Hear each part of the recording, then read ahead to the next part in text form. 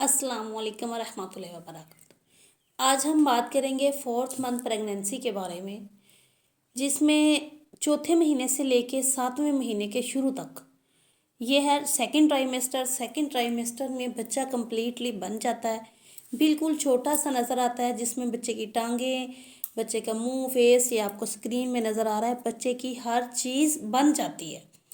यहाँ पे अब बच्चे को चाहिए आयरन और कैल्शियम। जो पहले लेते रहे हैं वो है फोलिक एसिड। बच्चे की स्किन के नीचे अब बनेगी फैट, तो फैट के लिए हम आयरन और कैल्शियम यूज़ करेंगे, वरना जो बच्चा आपके पेट में पल रहा है वो आपके जिस्म से आयरन कैल्शियम लेगा।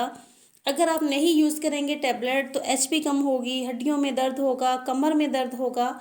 आप अपनी बॉडी का आयरन नहीं दें, बच्चे को अलग से सप्लीमेंट लेके बच्चे के लिए आयरन कैल्शियम आप लोगों ने देनी है। इस महीने में आप लोगों को उल्टी मतली वगैरह कम होके भूख ज़्यादा लगना शुरू हो जाती है। यहाँ पे आप लोगों ने ज़्यादा नहीं खाना, बार बार खा लें, थोड़ा खा लें, पहले वाला खाया हुआ हज़म हो जाए, उसके बाद आप दोबारा खाएं। फ्रेश जूसेस लें, मटन लें, चिकन, कलेची, दूध के साथ कैल्शियम की टैबलेट लें, ताकि आपको वीकनेस फील ना हो। इस मंथ में बच्चे की मूवमेंट कुछ लोगों को स्टार्ट हो जाती है, ज़्यादातर 5वें महीने में स्टार्ट होती है, और कुछ को छठे महीने में मूवमेंट स्टार्ट होती है। इसका कोई वो मसले वाली बात नहीं होती कि पहले स्टार्ट हो या बाद में स्टार्ट हो। यहाँ पे अगर हम बात करें कॉम्प्लिकेशन की, तो कॉम्प्लिकेशन पहले से कम हो जाती हैं। बच्चे के ज़ाया होने के ख़तरे जो कि कम हो जाते हैं।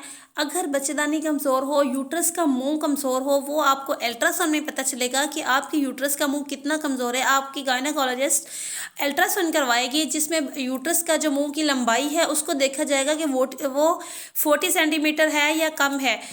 अगर कम होगी तो उस पर एक टांका लगाया जाता है, जिससे फिर वो टांका 9वें महीने में डिलीवरी के टाइम पे खोल दिया जाता है। अब बात कर लेते हैं कि कौन सी ऐसी कंडीशंस हैं जिनमें आप लोगों को फौरी चेकअप करवाना चाहिए। खुदा ना खास्ता, अल्लाह ना करे, आपको दाग लग गया है या आपको पानी की शिकायत ज़्यादा हो गई है, जिसकी वजह से पेट के निचले हिस्से में दर्द, कमर में दर्द, हड्डियों के अंदर दर्द फील होता है, तो ये एक इन्फेक्शन की अलामत है, जिसकी वजह से आपको ये दर्द फील होता है। तो आपने फौरी अपनी गायनेकोलॉजिस्ट डॉक्टर को चेक करवाना है।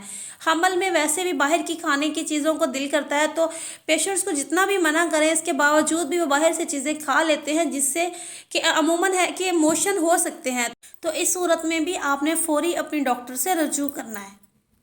चौथा महीना ख़त्म होते होते थकान, चक्कर, मतली, घबराहट, सारी चीज़ें ख़त्म होके 5वें महीना और छठा महीना एक सुकून से गुजरता है, जिसको हम मेडिकेटेड ज़बान में हनीमून पीरियड कहते हैं। इसमें बच्चे का वेट भी कम होता है, मजाज बेहतर हो जाता है। बच्चे की ग्रोथ के साथ साथ वज़न जब कम हो तो माँ ज़रा खुद को कंफर्टेबल फील करती है।